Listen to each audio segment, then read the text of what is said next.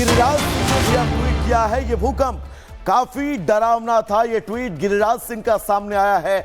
महादेव सबको सुरक्षित रखे, यानी कि अपने आराध्य महादेव का जिक्र उन्होंने अपने इस पोस्ट में किया है और ये कहा है कि महादेव सबको सुरक्षित रखें। ये भूकंप काफी डरावना था, महादेव सबको सुरक्षित रखें। ये ट्वीट गिरिराज सिंह की तरफ से किया गया है। उसके पहले आतिशी ने क्या कुछ ट्वीट किया वो भी हमने आपको दिखाया। लगातार लोमस, विवेक, सुचारिता आपको एक एक तस्वीर हम तक पहुंचा रहे हैं। विवेक, आपके पास हम आना चाहेंगे क्योंकि टेक्टोनिक प्लेटों का जमीन के अंदर कंपन करना और पृथ्वी पर भूकंप आना 4.0 तीव्रता मापी गई है। और अमूमन ये देखा भी गया है कि भूकंप से जब धरती कांपती है तो ये झटके दोबारा भी महसूस किए जा सकते हैं और यही वजह है कि लोग प्रिकॉशन की तरफ ज्यादा आगे बढ़ते हैं। वहां की तस्वीरें क्या कुछ ऐसी आपको नजर आ रही हैं विवेक? देखिए, बिल्कुल जैसा कि हमने आपको तस्वीरें दिखाई और सिस्मिक जोन की आपने बात की, टेक्टोनिक प्लेटों की बात की, लेकिन जहां पर इसका केंद्र है वहां पर इसके झटके काफी महसूस किए गए।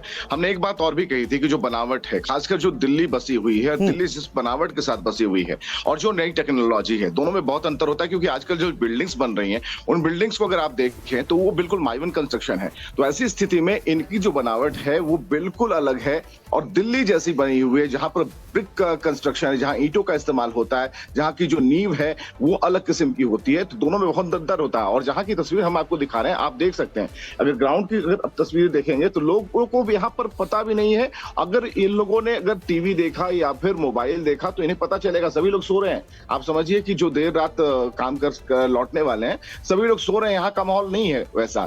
और बाहर से आवाजें भी आपको आ रही होंगी कि जो बाहर जो लोग सड़कों पर है, जो या फिर दफ्तर जा रहे हैं। लेकिन दिल्ली अगर केंद्र है तो दिल्ली में इसके झटके ज्यादा महसूस किए गए होंगे। दूसरी बात यह है, जैसा कि आप कह भी रहे हैं कि जो लोग हैं वो खुली जगहों की तरफ चले जाएं। बिल्कुल सही कह रहे हैं, आपकी खुली जगहों की तरफ जाना चाहिए। ऐसे कितने ग्राउंड्स बनाए गए हैं। यानी कि अगर सिस्मिक जोन में अगर आज दिल्ली केंद्र बना है तो इसका मतलब बिल्कुल स्पष्ट है कि आपको अब डेवलपमेंट उस हिसाब से करना होगा। आपको डेवलपमेंट उस हिसाब से करना होगा ताकि जो लोग हैं वो सुरक्षित जगहों पर जाएं। पार्क्स हैं कहां, यह भी एक सवाल है कि जो पार्क हैं लोग भाग के कहां जाएंगे। जहां पर बड़ी बड़ी बिल्डिंग्स बन रही है, हाई राइज बिल्डिंग बन रही है, या फिर ओल्ड दिल्ली की बात करें वहां पर ऐसी बिल्डिंग्स नहीं है लेकिन गलियां हैं। एक साथ इतने हुजूम कहां जाएंगे। तो दोनों चीजें हैं कि सिस्मिक जोन में पड़ता है और भूकंप के झटके महसूस किए गए। रिक्टर पैमाने पर 4 तीव्रता थी, लेकिन तीव्रता का जो केंद्र है अगर दिल्ली है तो वहां महसूस ज्यादा होगा। और बनिस्बत के दूर दराज के इलाकों में, अगर उत्तर प्रदेश के और भी किसी शहर की आप बात कर लें, वहां इतनी तीव्रता नहीं महसूस की गई होगी। महसूस किया गया होगा सिर्फ दिल्ली के उन इलाकों में जहां पर इसका बिल्कुल वे, क्योंकि इस भूकंप का केंद्र बिंदु जो है वो दिल्ली रहा है और जमीन से 5 किलोमीटर नीचे लगभग इस भूकंप का केंद्र बिंदु जो है वो अब तक का नोट किया गया है। यानी कि कुल मिलाकर यह कहा जा सकता है जो तीव्रता का यह पैमाना 4.0 है, क्योंकि इस तीव्रता में अमूमन यही देखा जाता है कि सिर्फ खिड़की, दरवाजे या फिर कांच के जो फ्रेम टाइप की चीजें होती हैं उनको यह नुकसान पहुंचाता है और बहुत ज्यादा जो है वो खतरे की उम्मीद जो है वो इस रिएक्टर स्केल पर नहीं रहती है। लेकिन यह तीव्रता अगर 7 को पार करती है, 6.5 को पार करती है तो मुश्किलें बढ़ सकती हैं, हालात जो है वो बिगड़ सकते हैं।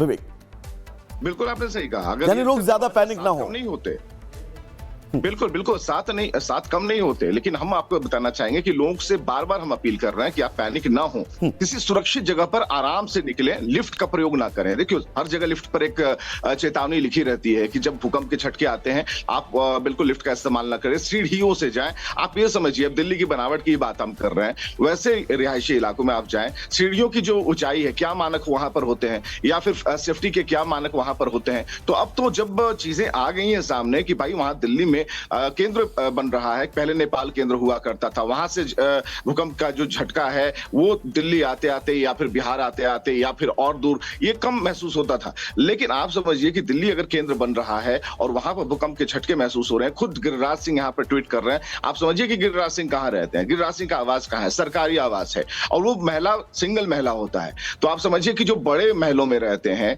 और उनकी जो बनावट है या फिर वहां मिट्टी की जो क्वालिटी, आप देखिए कि लोग कहां बस रहे हैं, वो नदियों की गोद में बस रहे हैं, जहां पर यमुना की गोद में लोग बस रहे हैं। तो ऐसी स्थिति में कई मानक हैं जिनका पूरी तरीके से ख्याल अब रखना होगा, क्योंकि ये एक चेतावनी हो सकती है। लेकिन हम लोगों से कह रहे हैं कि आप बिल्कुल भी पैनिक ना हो, आप सुरक्षित अपने परिवार के लोगों के साथ बड़े ही आराम के साथ सीढ़ियों का इस्तेमाल करते हुए किसी सुरक्षित जगह की तरफ आप निकलें और अपने को भी और दूसरों को भी जागरूक करें इस बारे में। जी।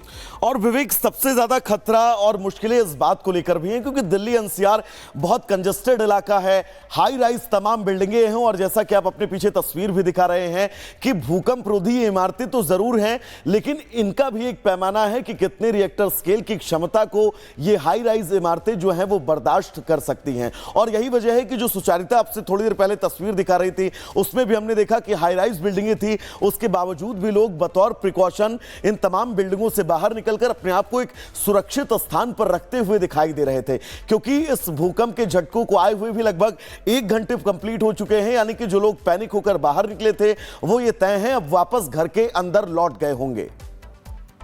विवेक। बिल्कुल। एक तो मैं कह रहा हूं कि जैसे कि आप जो सर्वे हम लोग करते हैं किसी भी चीज का, ये सर्वे होना चाहिए, ये सरकार को भी सर्वे करना चाहिए और हम सभी को सर्वे करना चाहिए कि मानक क्या है।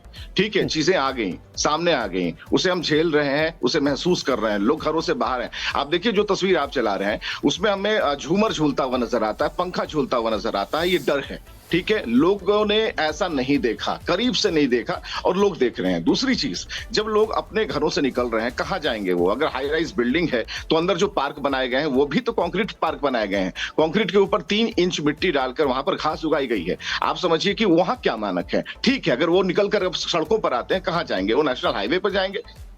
तो ये सारी चीजें हैं और सबसे बड़ी बात, उन मानकों पर एक फोकस करते हुए एक सर्वे की जरूरत है, या फिर वो सरकार कराए या फिर उन चीजों को तो हम जरूर दिखाएंगे। उन बिल्डिंग्स में क्या मानक का प्रयोग किया गया, अगर भूकंप आ जाए, अगर रिक्टर पैमाने पर 4 नहीं उसकी तीव्रता 7 हो जाए तो आप, यानी कि विवेक, कल जिस बात का हम और आप जिक्र कर रहे थे कि हमें गलतियों से नहीं सीखना है, गलती ना हो इसकी हर मुमकिन कोशिश करनी है कि ऐसी कोई चूक ही ना हो कि इंसान की जिंदगी पर, उसकी सांसों पर बनाए इन हालातों में। बिल्कुल, और बिल्कुल सही आपने कहा, गलतियों से सीखने की जरूरत है। हम तो ये कह रहे हैं कि कोई मॉक ड्रिल होता है क्या?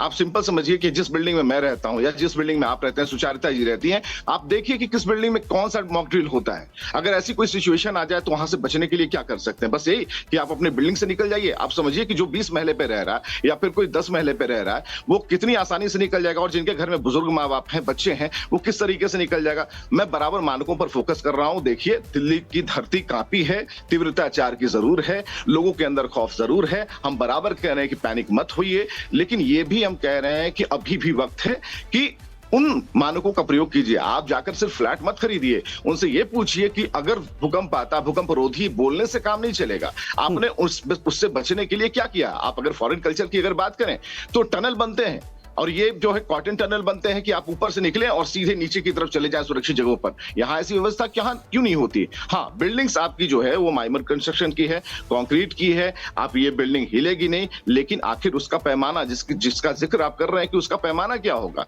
ये बताइए कि 4 तीव्रता की आई है, गहराई 5 किलोमीटर थी, ज्यादा पता चलेगा, बिल्कुल स्पष्ट है, बहुत ज्यादा। और विवेक, होना भी चाहिए कि जब आप अपना आशियाना खरीद रहे हैं या फिर किराए पर ही क्यों ना ले रहे हैं, तो आपको यह समझना होगा कि उस क्षेत्र की भौगोलिक स्थिति क्या है, वहां की जमीन कैसी है, वहां की मिट्टी कैसी है, वहां पर क्या कुछ स्थितियां हैं, कितनी वो इमारत भूकंप रोधी है, कौन कौन से मानक ऐसे हैं जिन मानकों को फॉलो किया जा रहा है। क्योंकि अगर ये तीव्रता ज्यादा होती, 6.5 या फिर 7 रिएक्टर स्केल या फिर इससे भी ज्यादा होती, तो मुश्किलें और तस्वीरें शायद इससे बहुत इतर होती।